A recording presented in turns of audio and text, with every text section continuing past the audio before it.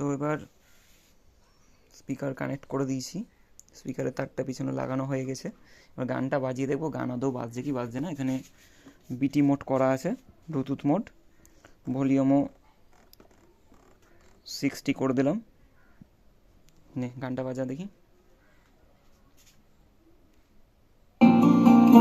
গান বাজতে লেগেছে, এই যে ফার্স্ট পয়েন্টে গান বাজছে। এখানে হচ্ছে 4টে স্পিকারের আউটপুট লেভেল। প্রথম পয়েন্টে বাজছে, সেকেন্ড পয়েন্টে বাজছে, 3 নম্বরে বাজছে, 4 নম্বরে বাজছে। কিন্তু কিন্তু গান বাজছে, সাউন্ডটা কমান।